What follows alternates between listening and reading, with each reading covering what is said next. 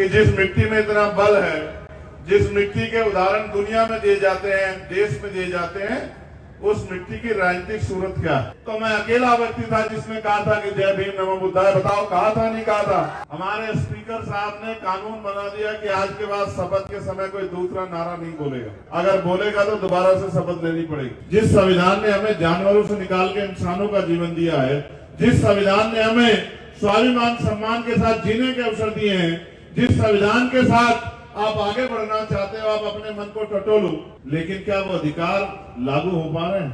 आपका हाथ महाराष्ट्र में ऐसा होगा और आपके हाथ में वो ताकत होगी जो लाखों लोगों की जिंदगी बदल देगी।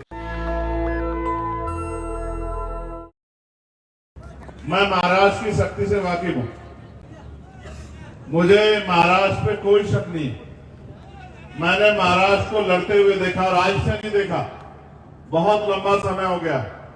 महाराष्ट्र ने स्वाभिमान सम्मान की लड़ाई लड़ी और मेरे आज भी याद है, मैं जेल में था जब भीमा कोरेगांव में परेशानी खड़ी हुई थी, मेरे आज भी याद है। और 3 दिन के अंदर जो आपने करके दिखाया था महाराष्ट्र में, वो सदियों सदियों तक याद रखा जाएगा, इस बात को भी कोई भूल नहीं सकता। और आप ये भी जानते हैं कि जब हमें कोई उदाहरण देना होता है तो महाराष्ट्र की बात करते हैं, भीमा कोरेगांव की बात करते हैं। जब हमें ज्ञान की बात करनी होती है तो हम बाबा साहब अम्बेडकर के संघर्षों को याद करते हैं। जब हमें नमन करना होता है तो हम दीक्षा भूमि को याद करते हैं। जब हमें शांति के संदेश को आगे बढ़ाना होता है तो हम चैत्य भूमि को, दीक्षा भूमि को नमन करके अपनी बात को मजबूत करते हैं। लेकिन आज जब मैं आया हूं और मेरे हाथ में एक कागज दिया गया है जिसमें यहाँ की समस्या लिखी गई है, तो इस कागज को पढ़ने के बाद मुझे ऐसा लगता है कि चाहे महाराष्ट्र का कोई कोना हो या देश का कोई और प्रदेश, जो हक वंचित बहुजन समाज है उनकी समस्या एक जैसी है, उसके लिए मुझे किसी चिट्ठी की जरूरत नहीं। आप जानते हैं मैं रात में बंद आंखों से सपने नहीं देखता हूं, मैं खुली आंखों से सपने देखता हूं। अभी मुझसे पहले हमारे बहुत ही शानदार गायक राहुल भाई को गाना गा रहे थे जो 2-3 साल पहले उन्होंने लिखा था। मैं दिन में खुली आंखों से सपने देखता हूं। मैंने ये सपना देखा था कि पार्लियामेंट में जाके अपने लोगों की आवाज को बनना। आप मुझे पार्लियामेंट में सुनते नहीं सुनते हो? आपकी आवाज पार्लियामेंट में सबसे मजबूत है या नहीं है बताओ? पार्लियामेंट में आपकी आवाज ताकतवर होती है, किसी के आगे दब जाती है बताओ?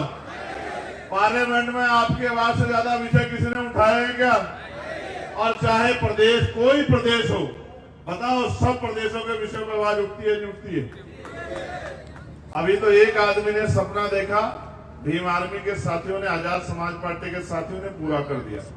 जिस दिन आप मेरे साथ खुली आंखों से सपने देखोगे, मैं लिख के देता हूं कि आपके पास समस्याओं के परिचय नहीं होंगे। मेरी बात को आप याद रखना। देखो, मैं महाराष्ट्र के सामाजिक क्रांति के आंदोलन से बहुत प्रभावित, लेकिन मुझे तकलीफ इस बात की होती है कि जिस मिट्टी में इतना बल है, जिस मिट्टी के उदाहरण दुनिया में दिए जाते हैं, देश में दिए जाते हैं, उस मिट्टी की राजनीतिक सूरत क्या है। आप ये महसूस करके देखो कि अगर जिस तरह से सामाजिक आंदोलन आपने मजबूत कर रखा है, सांस्कृतिक आंदोलन आपने मजबूत कर रखा है, अपनी विचारधारा विरासत को जिस तरह आपने बचा रखा है, अगर राजनीतिक रूप से भी आपने उतनी ताकत बनाने का काम किया तो मैं लिख के देता हूं, आपका हाथ महाराष्ट्र में ऐसा नहीं होगा। आपका हाथ महाराष्ट्र में ऐसा होगा और आपके हाथ में वो ताकत होगी जो लाखों लोगों की जिंदगी बदल देगी। आज यहां बैठे हजारों की संख्या में लोगों को नहीं पता होगा कि महाराष्ट्र का बजट क्या है और वो बजट किसके ऊपर यूज होता है। महाराष्ट्र के लोगों को नहीं पता होगा, जितने लोग हजारों की संख्या में यहाँ बैठे, और वो बजट किसके मेहनत की कमाई से तैयार होता है ये भी नहीं पता होगा। और उस बजट को, वो बजट किस तरह से आपकी कलम की ताकत से आगे बढ़ सकता है इसका एहसास भी नहीं होगा। जब जब आपने एहसास किया है तब तक ताकत बनी। आप सोचिए, अगर बाबा साहब अम्बेडकर कॉन्स्टिट्यूशन असेंबली के मेंबर ना बनते और संविधान सभा में ना जाते तो क्या संविधान में हमें दे पाते हमें अधिकार, दे पाते हमें अधिकार, कर पाते हमारी रक्षा, खोल पाते हमारे लिए दरवाजे, काट देते गुलामी की बेड़ियां। ये तभी संभव नहीं हो पाता जब तक बाबा साहब अम्बेडकर कॉन्स्टिट्यूशन असेंबली के मेंबर नहीं बनते। आज भले ही अम्बेडकर वादियों की संख्या वहां कम हो, लेकिन आपको याद है जिस दिन मैंने शपथ ली थी तो मैं अकेला व्यक्ति था जिसने कहा था कि जय भीम नमो बुद्धाय। बताओ कहा था नहीं कहा था? और मैंने जब कहा था तो उसके बाद क्या हुआ आपको पता है? हमारे स्पीकर साहब ने कानून बना दिया कि आज के बाद शपथ के समय कोई दूसरा नारा नहीं बोलेगा। जब वो शपथ लेगा तो सीधी शपथ लेगा, उसके अलावा एक शब्द भी नहीं बोलेगा। अगर बोलेगा तो दोबारा से शपथ लेनी पड़ेगी।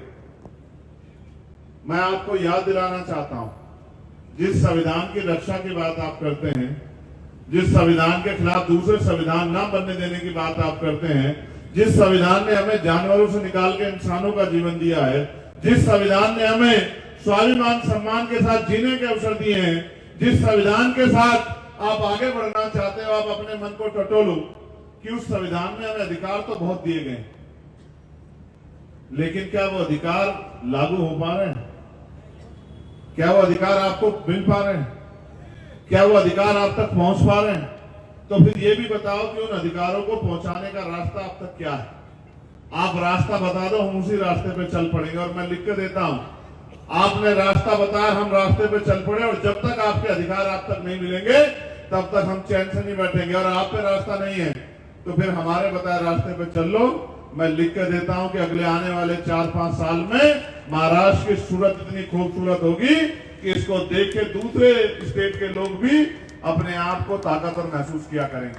आप बताओ, एक आरक्षण, इस पे झगड़ा चल रहा है। एक बात जो अभी 3-4 फाइल मेरे पास रखी हुई, उनकी समस्या FIR की कॉपियां, मैं जिस प्रदेश में जाता हूं वहां के पिटे छिटे लुटे पिटे लोग मेरे पास अपनी परेशानियां लेके आते हैं। कोई बेटी आती है, कोई बेटा आता है, कोई बुजुर्ग आता है, कोई माँ आती है, कहती है भैया ये मार दिया, बेटे को मार दिया, बेटी को मार दिया, बेटी का रेप कर दिया, घर जला दिया, पेड़ पे लटका दिया, घरों से निकाल दिया। मैं उनके एप्लीकेशनें पढ़ता हूं, तकलीफ होती है। फिर उन एप्लीकेशनों को सूचीबद्ध करके वहां के अधिकारियों को कहता हूं कि ऐसा क्यों कर रहे। मैं देखो फिर वापस लाऊंगा उसी बात पे, आपको समझ आएगी। जब मैं उनसे पूछता हूं कि कानून व्यवस्था है, एडमिनिस्ट्रेशन है, पुलिस है, आर्मी है, अर्धसैनिक बल है, सब कुछ होते हुए भी जिन्होंने अपराध किया उनको गिरफ्तार क्यों नहीं कर रहे हो? तो वो कहते हैं कि सर हम कोशिश कर रहे हैं, लेकिन असल कोशिश कहां बंद होती है? नेशनल दस्तक की आपसे गुजारिश है कि अगर इसको बचाना चाहते हैं तो नेशनल दस्तक को सब्सक्राइब करने के लिए रेड कलर के सब्सक्राइब बटन को दबाएं, फिर बेल आइकन की घंटी दबाएं। नेशनल दस्तक को बचाने के लिए बहुत जरूरी है कि हर खबर को शेयर करें, लाइक करें, कमेंट जरूर करें।